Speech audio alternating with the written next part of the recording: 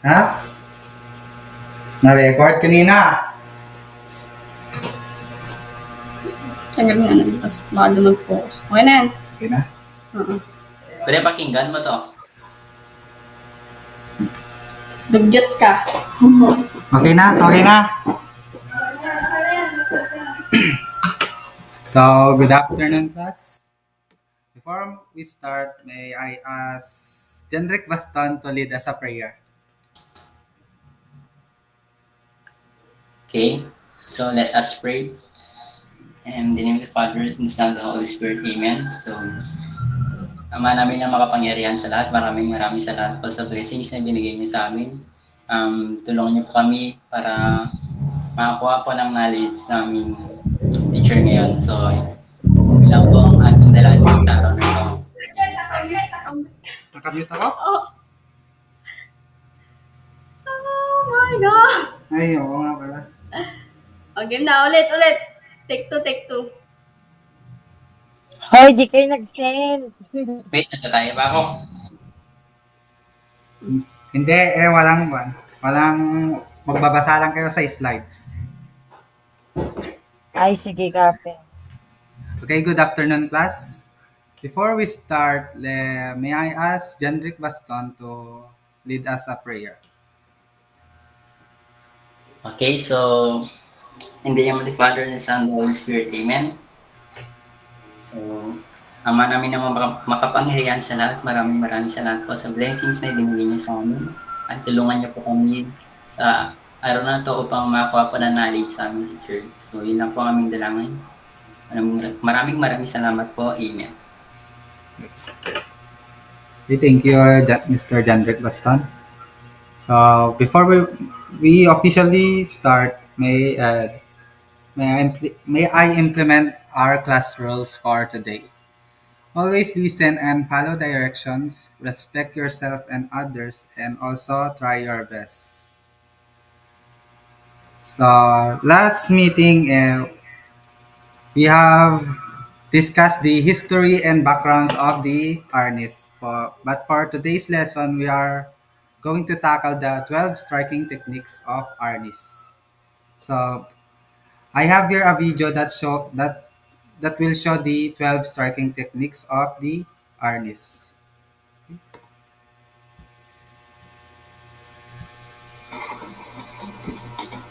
Grenadille Dilleria, performing what is like it. That's Hugay. Hugay. Fighting position. 1, 2, 3, 4, 5, 6, 7, 8, 9, 10, 11, 12.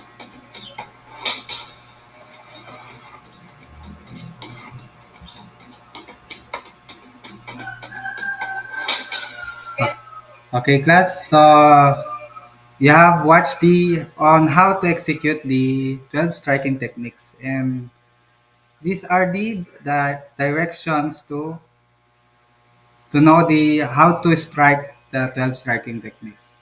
So first is the strike number 1 is called left temple strike. The first step is hold your body in a fighting position. From the position, hold the stick with your right hand and pointing at 1 o'clock position, hitting towards left of the head of your opponent. So the third step is your left hand should be facing your chest while doing the strike. So next, can I call Miss Kimberly Ascension to read the next strike? Um, Strike number 2, right temple strike. Step 1, hold your body in a fighting position. 2 is from the position, hold the stick with your right hand, pointing at 11 o'clock position, hitting towards right of the head of your opponent. Uh, Step 3, your left hand should be facing your chest while doing the strike. Okay, thank you, Miss Kimberly.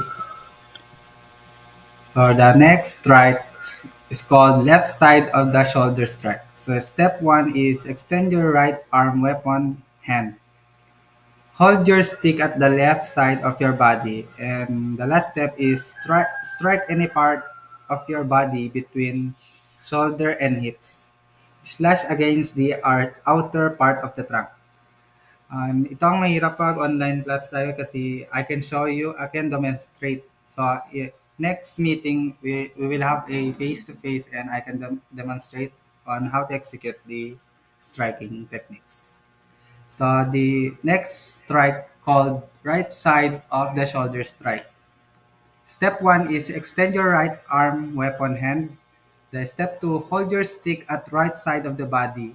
The next step is strike any part of your body between shoulder and hips. You need to slash against the outer part of the trunk.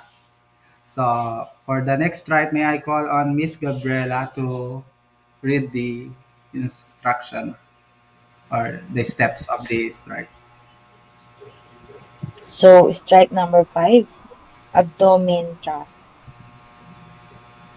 Steps: using your stick, thrust or push the abdomen of the person using either right or left hand, then follow through with upward movement. Okay, read also the strike number 6. So left chest thrust. Steps: in a fighting stance position, put your right hand with a weapon and your palm facing outward. Your right elbow should be kept downward. Okay, thank you, Miss Gabriela.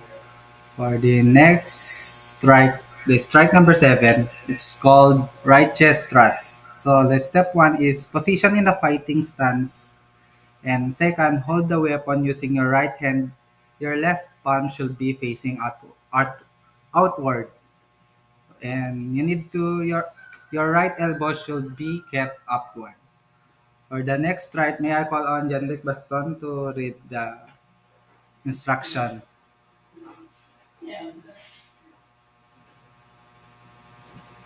Mr. Janrik Baston? So, strike number 8, left lower leg strike. So, step 1, bend your body with the right foot forward and left foot backward. So, step 2, extend your right hand and with a sticky, hit the part of the opponent's left leg between knee and ankle joint. Your left palm should be facing upward. Okay, please read also the strike number 9 called right lower leg strike.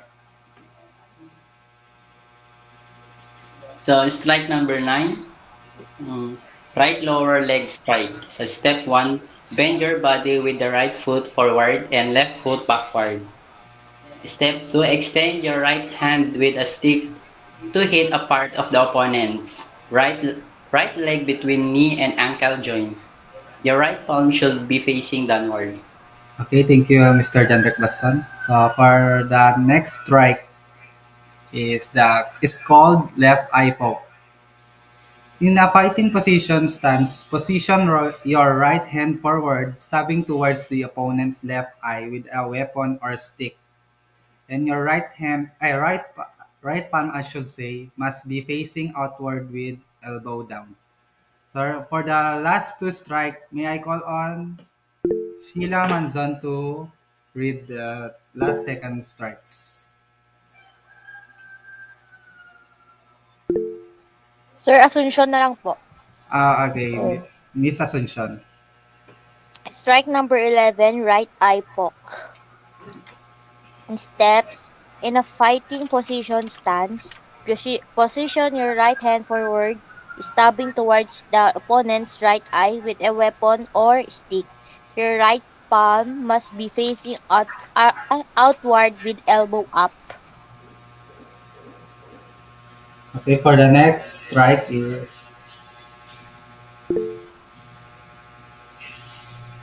Miss Asuncion. sir, Okay, Miss Gabriela naman. so strike number 12, ground strike. Step 1, stand in a fighting position. Step 2, Your stick should be held pointing at the opponent's head with slashing action. Okay, thank you, Miss Gabriela. So for that's the 12 striking techniques. Maybe you can understand just by reading. So our next activity is it can let you understand more the 12 striking techniques. So I want you to do it with your partner and take a video that demonstrate the 12 striking techniques of Arnis.